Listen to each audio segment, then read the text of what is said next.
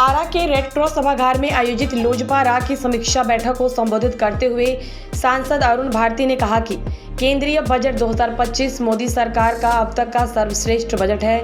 इस बजट में जहां मध्य वर्ग को ध्यान में रखते हुए 12 लाख सालाना आय वाले लोगों को टैक्स में बड़ी राहत दी गई है, वहीं इस बजट से बिहार का कायाकल्प होगा। चिराग पासवान के प्रयास से बिहार में national institute of food technology, entrepreneurship and management की स्थापना होगी।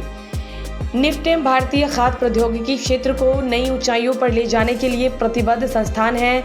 निफ्टेम का मुख्य उद्देश्य खाद्य प्रौद्योगिकी, उद्यमिता और प्रबंधन के क्षेत्र में उच्च गुणवत्ता वाली शिक्षा और अनुसंधान प्रदान करना है। बिहार 13 करोड़ की आबादी वाला खाद्य उत्पादनकर्ता महत्वपूर्ण राज्य है। बिहार में फूड प्रोसेसिंग की असीम संभावनाएं हैं। यह संस्थान न केवल शिक्षा और अनुसंधान में उत्कृष्टता प्रदान करता है, बल्कि नवाचार, उद्यमिता और ग्रामीण विकास में भी महत्वपूर्ण योगदान देता है।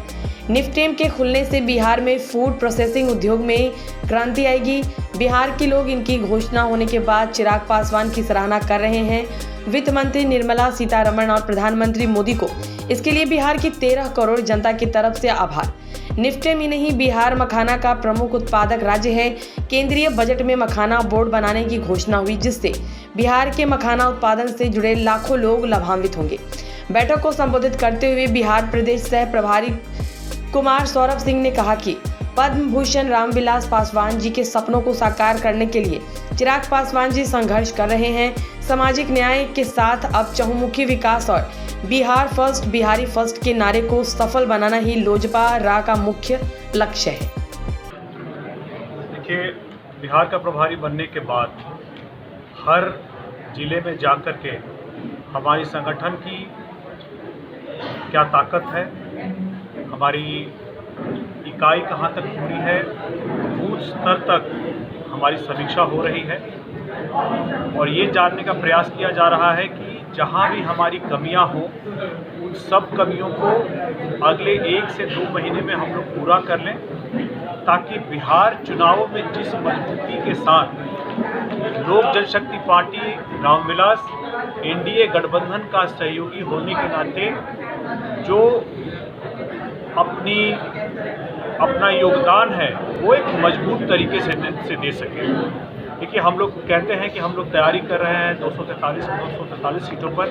इसका मतलब है कि हर जिले में जा कर के अपनी ताकत को आंकना और उसके साथ साथ ही ये भी तय करना कि उन जिले में अगर हमारी जहाँ जहाँ मजबूत दावेदारी और ताकत बनती है, हम वहाँ पर उस सीट को कैसे गठबंधन के अंदर मजबूती से अपना पक्ष लेकर गठबंधन में इस बाबत हम लोग सहमति तय कर सके कि लोक जनशक्ति पार्टी रामविलास अगर उस सीट पर चुनाव लड़ती है तो चुनाव जीतेगी। 2025 को लेकर कितने तैयार है सर? हाँ, 2025 को लेकर कितने तैयार हैं? 2025 को लेकर के पूरी तैयारी है। 243 सीटों पर लगातार समीक्षा हो रही है, लगातार सर्वे हो रहा है, लगातार कार्यकर्ताओं के साथ पंचायत स्तर तक, बूथ स्तर तक लगातार संवाद हो रहा है कि हमारी तैयारी जो है मजबूती से होनी चाहिए, ताकि जहां हम चुनाव लड़ें वहां हम मजबूती से चुनाव लड़ें और जहां हम चुनाव नहीं लड़े वहां अपने गठबंधन के सहयोगियों को मजबूती से 100% स्ट्राइक रेट के साथ चुनाव जितवाएं। भोजपुर जिले में 7 विधानसभा क्षेत्र हैं। क्या यहाँ से लोजपा अपना उम्मीदवार उतारेगी या गठबंधन धर्म का पालन करते हुए अन्य सहयोगियों को मदद करेगी? देखिए, जैसा कि मैंने कहा, हम लोग तैयारी सारी सीटों पर करेंगे, सारी 243 सीटों पर करेंगे। सिर्फ अपने लिए ही नहीं, गठबंधन के लिए भी तैयारी करेंगे। बहरहाल चूंकि गठबंधन की अपनी मर्यादाएं हैं, अपनी सीमाएं हैं, तो कौन किस सीट पर चुनाव लड़ेगा ये गठबंधन के अंदर तय होगा।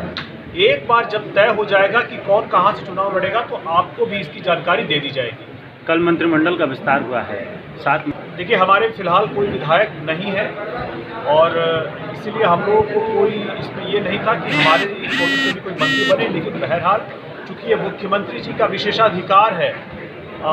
जिस तरह से केंद्र से चिराग पासवान जी कैबिनेट में हैं और लगातार उन्होंने बिहार के विकास के लिए अपने बिहारी फर्स्ट विजन के साथ लगातार जिस तरह से हर बजट में कोशिश कर रहे हैं कि बिहार को स्पेशल पैकेज आवंटन मिले, जैसे बिहार में इस बार मखाना बोर्ड हुआ जो उनके मंत्रालय के द्वारा आया, या फिर निफ्टम का पूरे देश पे 2 निफ्टम है, तीसरा निफ्टम जो भारत में लगने जा रहा है वो बिहार में लगने जा रहा है।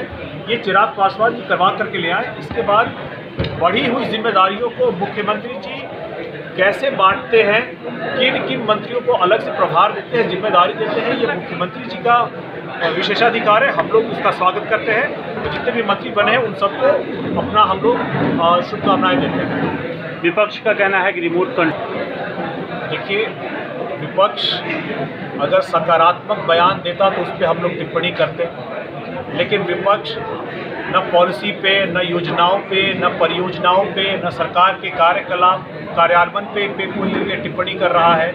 अगर कोई सकारात्मक टिप्पणी हो तो उस पर हम लोग जवाब दें, ऐसी नकारात्मक टिप्पणी पे हम लोग कोई जवाब नहीं देते। सर, आपके पार्टी के राष्ट्रीय अध्यक्ष को ऐसा है कि इस मामले पे हम लोग एक तो कि संज्ञान में नहीं है, और दूसरा हम लोग चाहेंगे कि सकारात्मक सवालों के जवाब दें। अगले सवाल की तरफ चलते हैं। कैबिनेट विस्तार में निराधार है। देखिए, विपक्ष को और खास करके राजद को इस बात का तकलीफ है कि वो सरकार में नहीं है, जहाँ पे डबल इंजन की सरकार लगातार बिहार के विकास के लिए काम कर रही है। अगर वो सरकार में होते, ऐसे में जो भी मंत्री वो लोग एक्सपेंशन में बनाते, उससे ज़मीन लिखवाते, जैसा कि उनका इतिहास रहा है, या कोई भ्रष्टाचार करते, उनको इस बात का मलाल है कि जब भी बिहार के विकास के लिए मुख्यमंत्री जी कोई कदम उठा रहे हैं उसमें विपक्ष को कोई लाभ, आर्थिक लाभ नहीं हो पा रहा है, इसलिए बौखला करके कुछ भी बयानबाजी कर रहे हैं। आखिरी सवाल है सर, कांग्रेस शुभकामनाएं हैं, संपर्क में है तो संपर्क स्थापित करके अपना कुनबा बढ़ा ले। उनका कुनबा तो रोज के हिसाब से घट रहा है। उनके प्रभारी भी आए थे, पहले अपना कुनबा बढ़ा ले और राजद से बिहार चुनावों में जो वो सीट मांग रहे हैं ले लें, इसके बाद वो किसी और पे आक्षेप करेंगे।